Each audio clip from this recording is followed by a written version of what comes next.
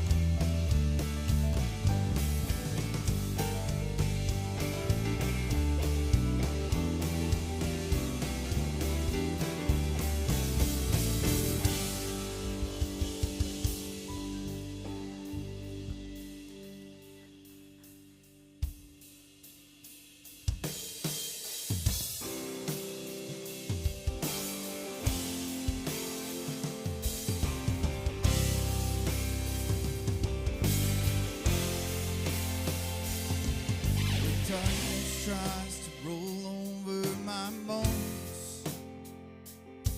When sorrow comes to steal the joy I owe. When brokenness and pain is all I know. And I won't be shaken. And I won't be shaken. My fear doesn't stand a chance when I stand in your love. My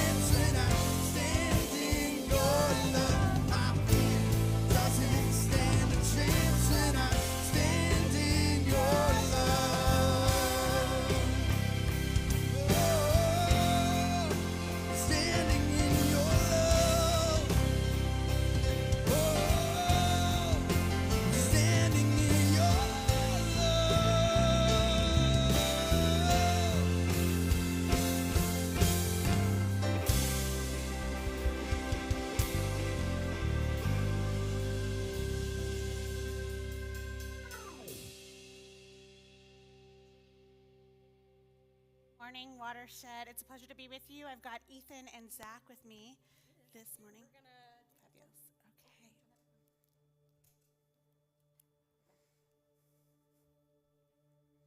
The seasons of Advent reminds us of the hope we have in humanity of Jesus. God came to us to be a person feeling pain, joy, loss, and love. Today we light the candle of hope because in Jesus, heaven came to earth. Advent reminds us of the Prince of Peace who came and lived among us. He felt stress within himself and conflict with other people, and yet he chose peace. Peace within himself and peace with others. Today we light the candle of peace because Jesus showed us how to live in peace. There is joy in the anticipation of the Advent season. Just as Mary waited for her baby to be born, we count the weeks and days to celebrate Christmas. Waiting makes space for imagination and preparation, and joy fills our hearts in that waiting. Today we light the candle of joy because joy is in the promise that the Holy One is coming.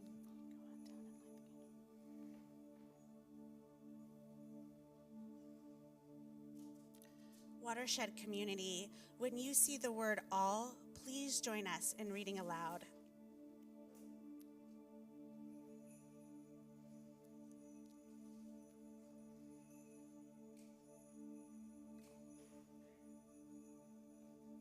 Just double check it.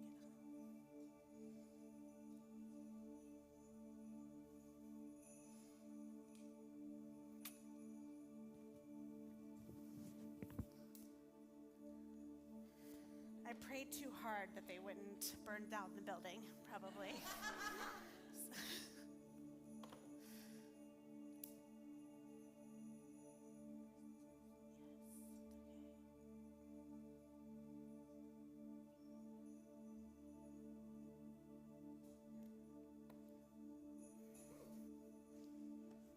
just went light. You're good.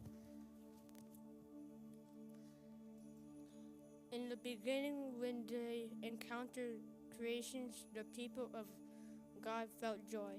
We rejoice in your creation, in mountains, rivers, and valleys.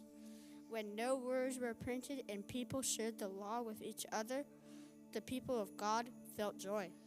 We rejoice in scriptures, sources of wisdom and the story of God.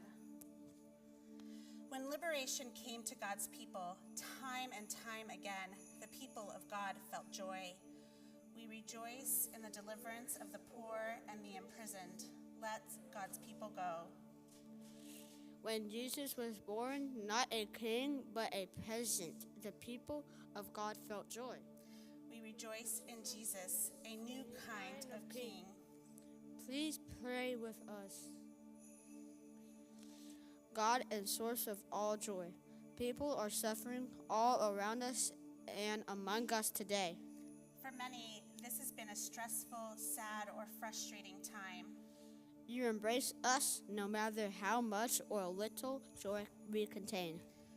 We pray for those who are missing loved ones, overwhelmed with school, stressed by work, or depressed for reasons they don't understand.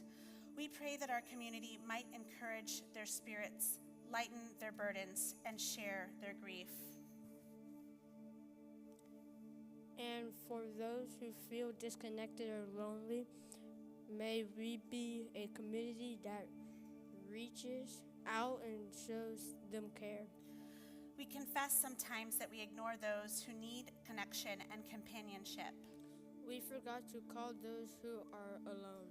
We assume children and teenagers are fine instead of asking questions and listening carefully.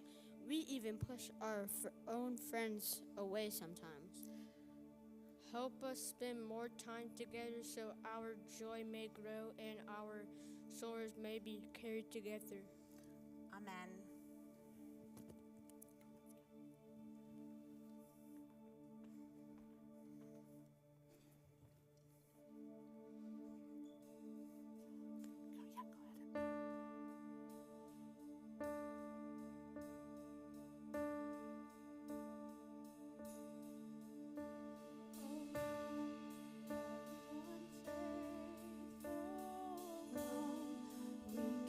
unstable. Come, know you are not alone. Oh, come, tired and waiting ones, weary of praying. Come, see how your God is love. Christ is born.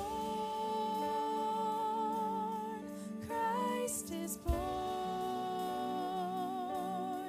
Christ is born for you.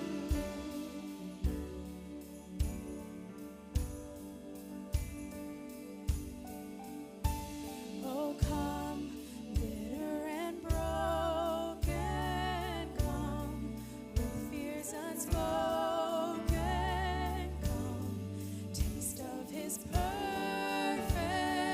love. Oh, come, hiding and shamed ones, there is no need to run. See how your God is love. Christ is born. Christ is born. Christ is born for you. Christ the one who is with us, Spirit and presence, his promise is peace in those who are least. Christ the one who is with us, Spirit and presence, his promise is peace in those who are least. So come, even with nothing, come. He's in the waiting. Come, see that our God is love. Christ is born. Christ is born. Christ is born for you. Christ is born. Christ is born. Christ is born for you.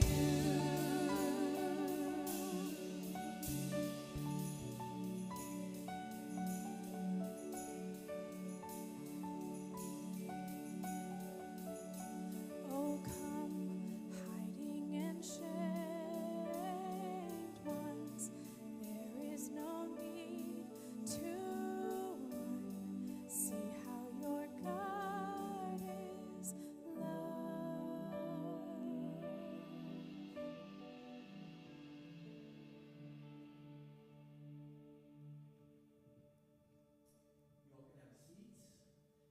Welcome. Once again, my name is David. I'm one of the pastors here at Watershed. Thank you for braving the weather. It's kind of miserable out there, especially if you are new with us. This is in that sense, weather-wise at least, a very brave morning to make your first visit to Watershed. So thank you. If you are new, two quick things for you. The first is myself, our lead pastor Matt, Sean, who you met a moment ago, who you're going to see again in a few minutes.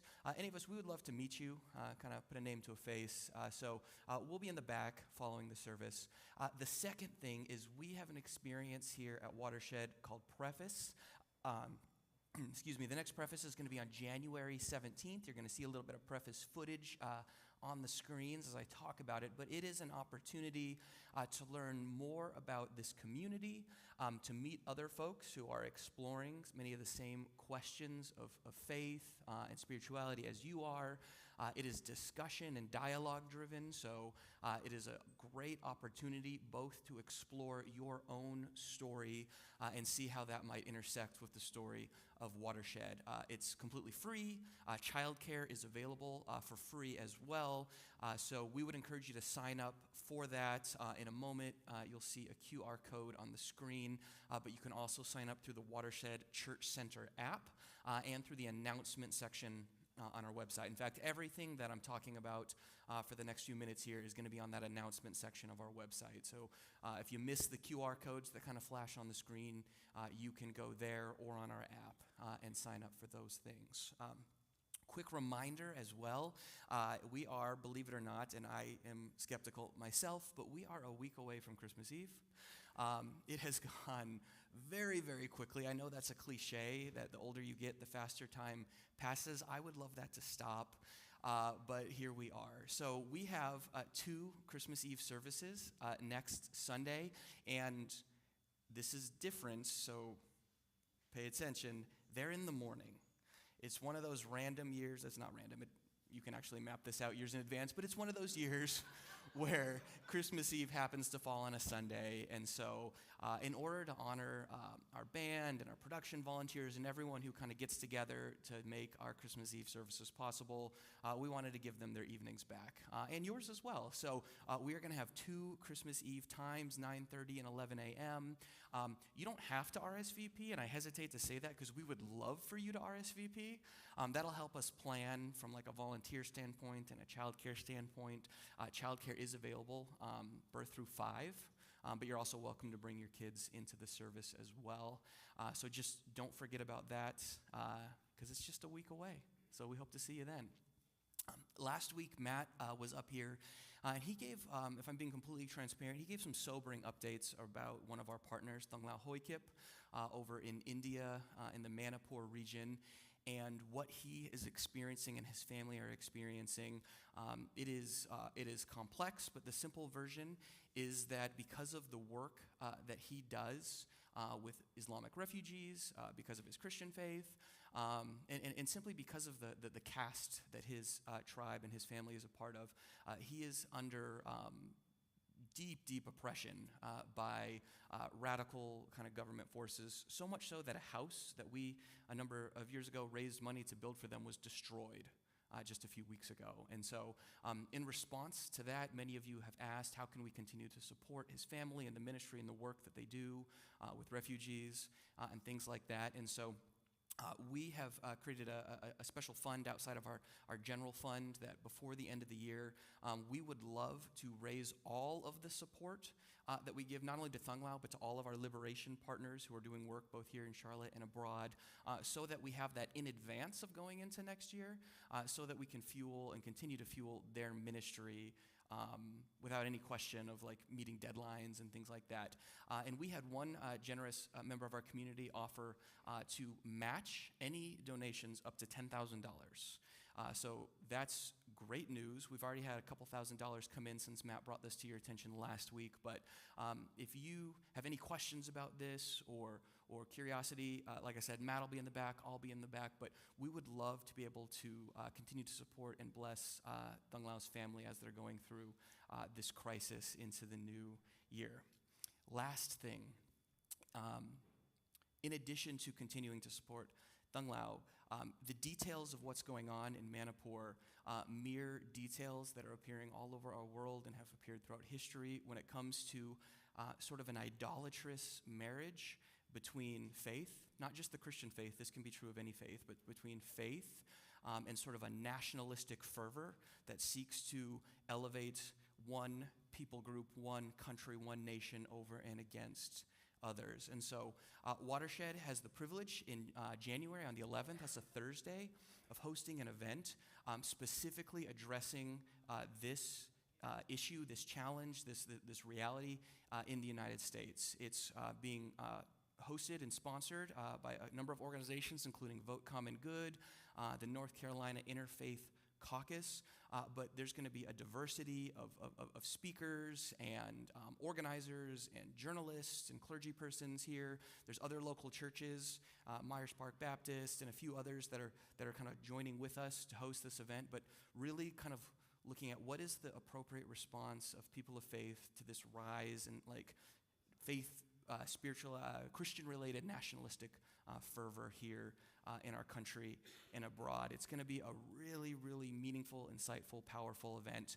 The main event, the main panel with some of the speakers you see on screen is going to be starting at 7 p.m., but there's going to be events and conversations and panels as early as 2 p.m. that day. I know many of you are working, you might not be able to make it at that time, but I encourage anyone and everyone to just pack out this room because there's going to be a lot of really, really meaningful information shared and conversations to be had. This might seem like a weird announcement at a church, and so if you have questions or confusion about that, please come talk to me or shoot me an email, david@watershed.charlotte.com. But I'm really, really excited about what's going to be shared at this event, and I would encourage you all to be here for it. Thank you once again for braving the weather. I want to give you an opportunity now to say hello to the people around you. So whatever that looks like for you, whatever you feel comfortable with, stand up, sit down, elbow bump or whatever, but say hello, greet someone near you. Thank you.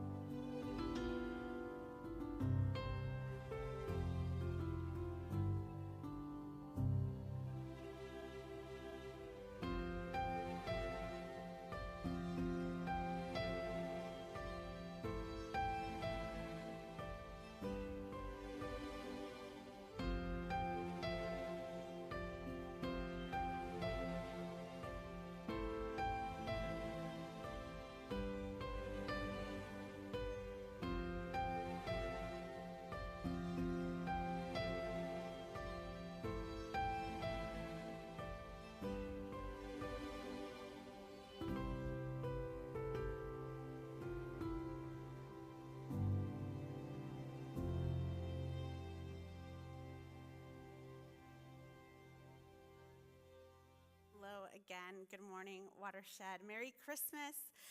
My name is Sean, and I am one of the teaching pastors here at Watershed. We start the third week of Advent today, and I keep thinking about the impending birth of Jesus. Over the last month, in preparation for this morning, I have been thinking about Jesus' birth story, and my mind has kept circling around the concept of witness. Both the Magi and the shepherds ministered to Jesus and his family through the gift of presence.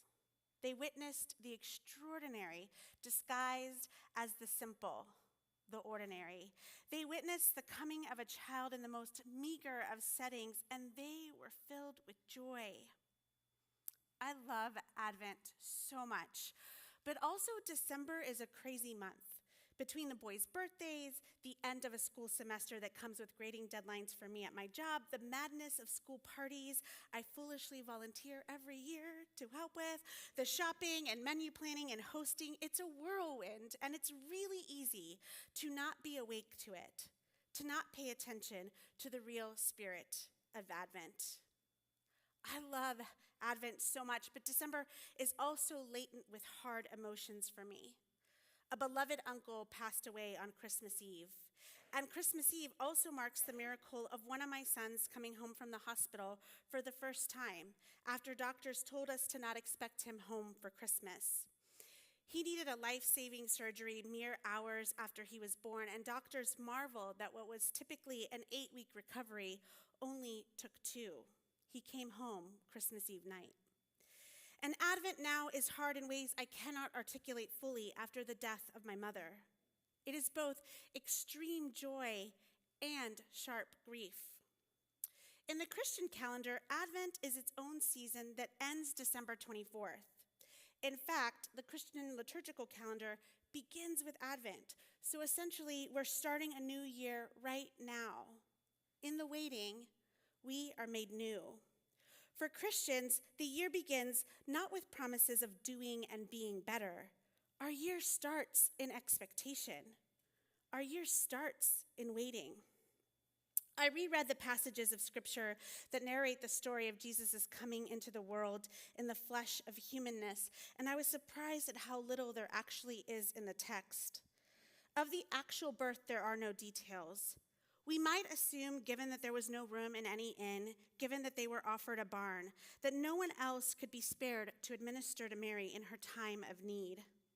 Maybe a cow, maybe a donkey she rode kept the space warm with their heat, or if you were here for week 1 of Advent, maybe the little Yorkie dogs Kim suggested were there, or the little drummer boy. That seems really unlikely. Right? But the birth of Jesus is shrouded in mystery, and scholars can only take best guesses. But reading the text suggests Jesus was born with very few attendants.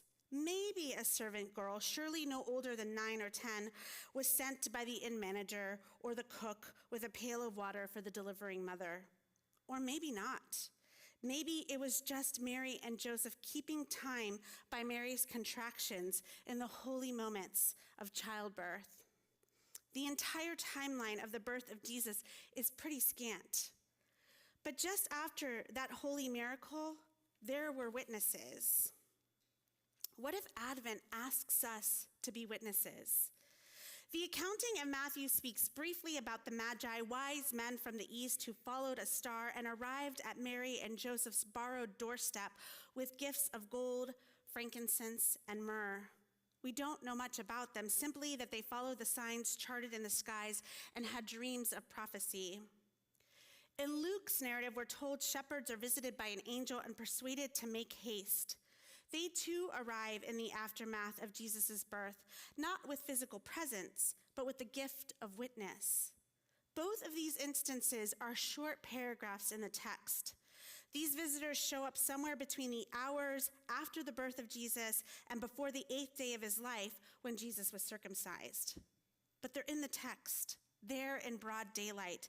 They are there, and it tells me something that both men in positions of power and wealth and from foreign lands and men of lower economic means with agrarian backgrounds pay witness to the seemingly innocuous birth of a king of men. I wonder, did the Magi expect to find the humble scene of an infant king asleep in a barn or a cave? Would they not be looking for something more regal? And then the shepherds tending to their flocks surely were not expecting an angel visitation. There's a lesson in here for us, I think. How do we pay attention in Advent? How do we witness sparks of joy disguised in the ordinary rhythms of life? How do we live with our senses open enough to see the extraordinary, the rare that's right there in plain sight? There was both a profound quiet and aloneness in the moments Mary gave birth. And there was witness in the moments just after. If these are the markings of Jesus' first hour, I think they must be of utmost importance. Both are sacred. What we bear alone in silent need, in the waiting, the Advent.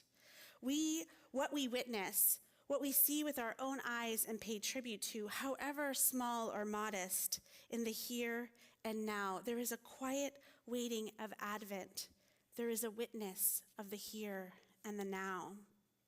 The Advent, kept in sort of Christian traditions, breaks the 4 weeks leading to Christmas into 4 themes: hope, peace, joy, and love.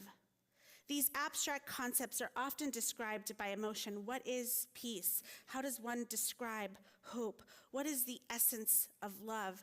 How is joy explained? This week, with a little mishap, we lit the candle of joy. One way I can name the filaments of joy is to pay witness to it. When my children were just little things, they'd bring me worms and lizards they managed to catch, their eyes wide with merriment, and their voices full with giddy squeals about their discoveries. What welled in me was joy as I witnessed them make new knowledge about their worlds.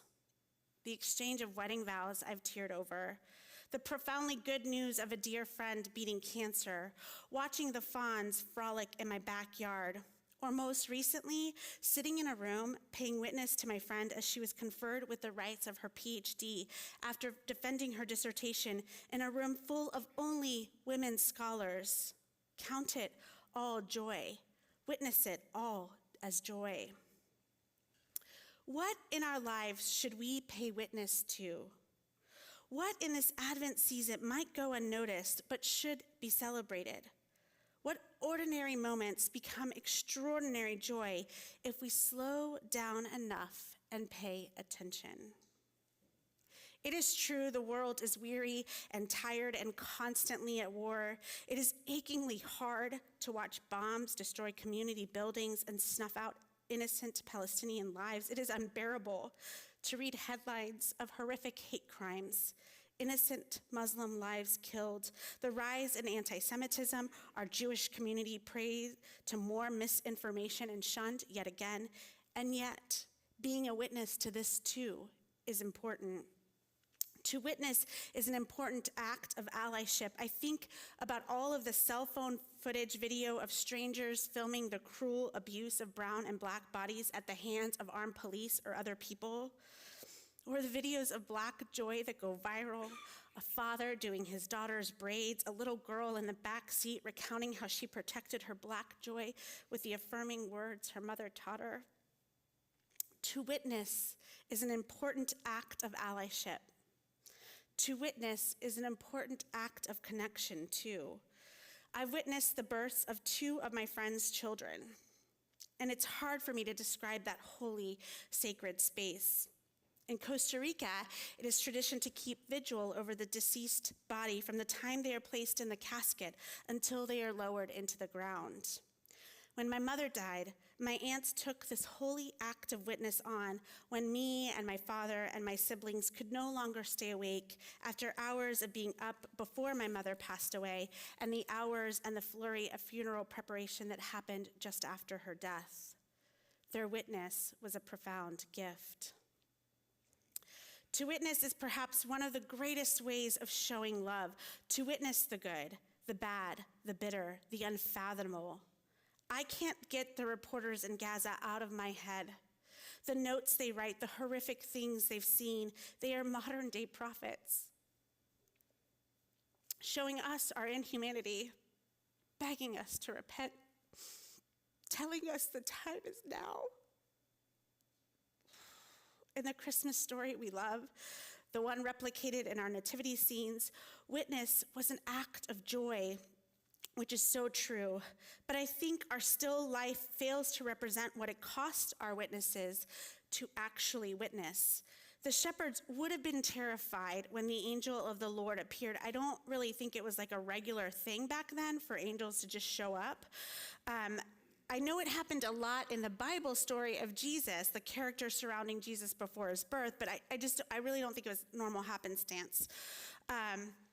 We both know Mary and Joseph were struck in awe and fear when the angel came to them too. So these shepherds are like literally, the story goes, minding my flock, right? So they're minding their own business, which was their flock, and they're suddenly supposed to drop everything and make haste towards a barn where they're gonna find a child wrapped in strips of cloth in a manger. That sounds normal. Me and some of the women in this community are participating in Kate Bowler's Advent study, and Bowler talks about this very thing. She says that the birth of Jesus was not, in fact, an Insta-worthy, picture-perfect moment, and she cautions readers against the impulse to only see the bright side. We're supposed to feel joy and gratitude, she says, especially at Christmas. We are taught to look on the bright side, find a silver lining, grin and bear it, or to count our blessings. But to focus on just the nativity scene is a flattening of the entire story. To focus solely on that tableau is a half-truth. Bowler says, Jesus' birth did not deny the human experience, but embraced it. Jesus' humanity was part of the gift of peace and goodwill that the angels proclaimed and to the shepherds and for all of us. The shepherds would have had to leave their flock in order to witness this miracle. And I know what you're thinking, because the nativity scene, maybe yours only has like 2 sheep and a cow, maybe a donkey, right? So I'm embarrassed to say that I thought there was just like a shepherd with 2 sheep. But y'all, historically, it would have been a flock. All of you plus double you would have been a flock. The shepherds could not be like, I'll be right back, right? Like they couldn't have been like, let's bring 200 head of sheep to this manger, right? So they would have had to leave.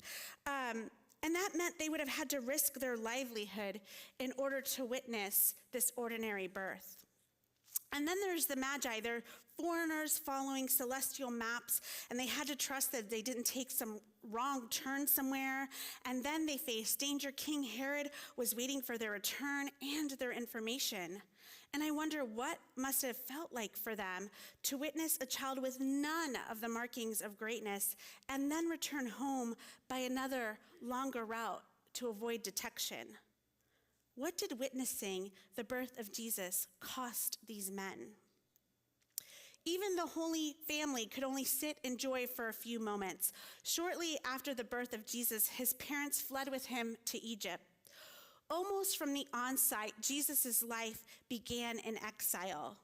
I can't imagine Mary already having traveled to a land not her own, already away far from the comfort of what she knew, without family, a new bride, and now a new mother traveling postpartum to yet another strange place as a refugee. I wish so badly that there was an account we could read of her murmurings, about all the quiet thoughts and conversations she and Joseph must have had, all that they bore in silence, with only one another as witness. And yet I know in my bones they knew joy, witnessing the gurgles of early speech, seeing his first smile, holding their breath as their baby boy took his first steps. There had to have been pockets of joy, even with no one else to witness. Joy is funny that way. It shows up unbidden. The world is weary and violent and hard. When my mother died, the pain was exquisite. 3 months later, Advent was upon us, and I couldn't imagine how I'd bear the season. My sadness had moved from being a simple house guest to a permanent freeloader, and I couldn't stop crying. And still, joy showed up.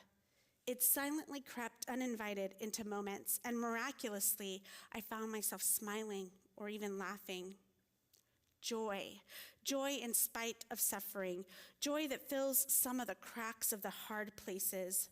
Joy like this is an act of resistance. Joy like this understands what's at stake. Mary and Joseph were exiles. They were displaced. They were home insecure. Laughter wasn't just trite medicine. Laughter was resilience. Joy in Mary's heart was the thing that kept her going when almost everything else about her child was mysterious and scary. And so what I'm saying here is that Advent is both. It is the quiet stillness that is sometimes disorienting and painful, and sometimes joyful and imbued with peace. Advent is both. We are starting a new year right now, Watershed. Not in the weeks to come, but right now. We foolishly start the clock when we finally see a plant push out of the ground with its first shoots. But the life of that plant started much earlier. One of my favorite writers on faith, Barbara Brown Taylor, said, "Whether it is a seed in the ground, a baby in the womb, or Jesus in the tomb, it starts in the dark." If Advent is our Christian New Year, then Advent is the starting place. And as Taylor says, it begins in the dark. It begins with waiting. And not to put too fine a point on this, Watershed, but we are always in Advent. We are always in wait. And the waiting is made up of ordinary moments, made sacred and divine and extraordinary if we only pay attention. And so my prayer this morning for us is that every single day we try to witness something, that every single day we stay open to the possibility of the miracle that's just right there. Merry Christmas, Watershed, and also Happy New Year.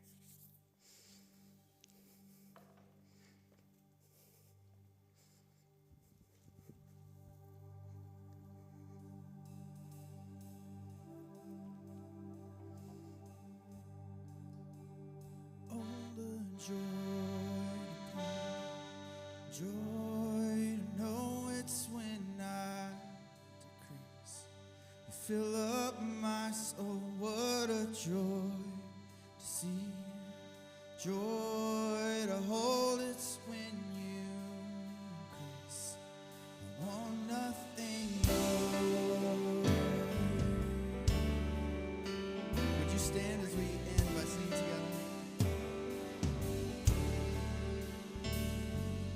Open my hands, humble my heart. All that I have is yours. Cover my prayers, widen my eyes. Wash me in glorious light. Know the joy to know it's when I increase. You fill up my soul, what a joy to see. Joy to hold it's when you increase. Want nothing more.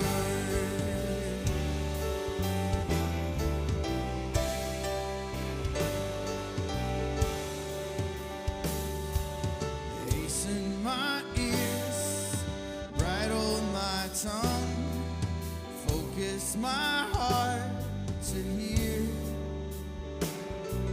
Settle my pace, purge me of pride. Again and again you provide. Oh, the joy to be, joy to know it's when I decrease. You fill up my soul, what a joy to see. Joy